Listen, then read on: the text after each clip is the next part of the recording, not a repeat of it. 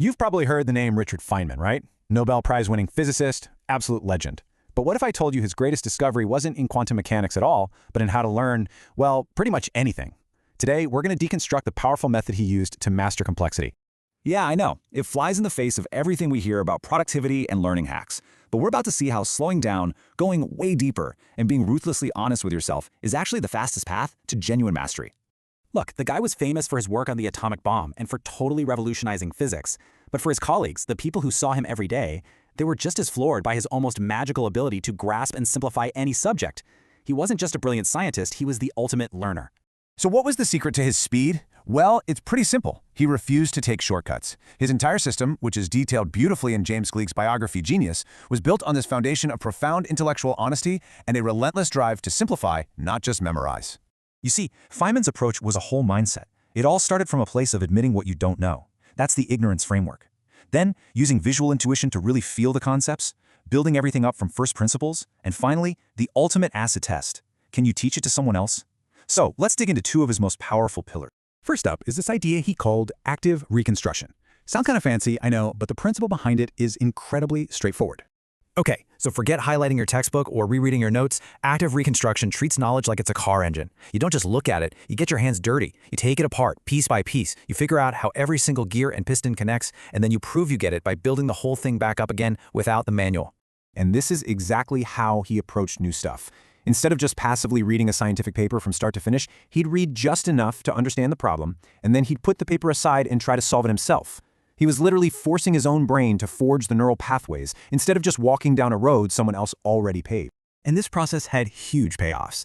I mean, when he was tackling beta decay theory, he didn't just trust what he read. By rebuilding it from the ground up, from scratch, he actually found a fundamental flaw in the accepted science and went on to co-discover the correct theory.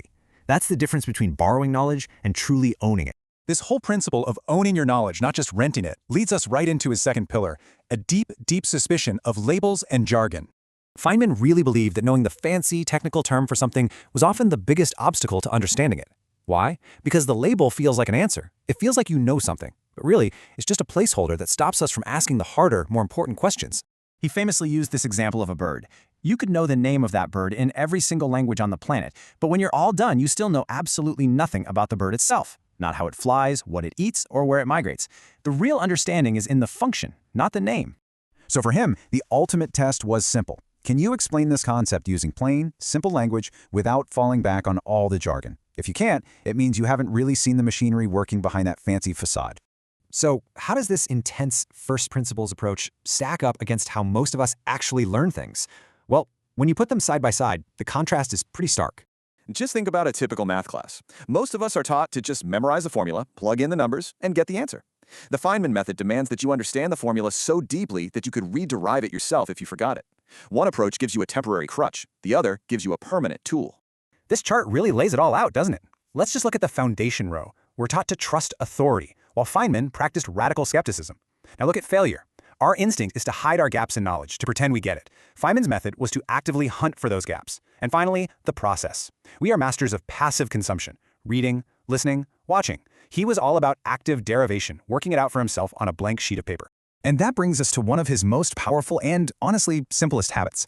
He didn't keep a journal of all the facts he'd mastered. No, he kept a notebook specifically for the things he didn't understand. For him, ignorance wasn't a source of shame. It was the ultimate to-do list for learning. So as we wrap this up, the question isn't really about Feynman anymore. It's about you. What's that one topic you've always told yourself is too complicated or just not for you? Maybe it's time to open a new page, title it Things I Don't Know About, and write that down as your very first entry.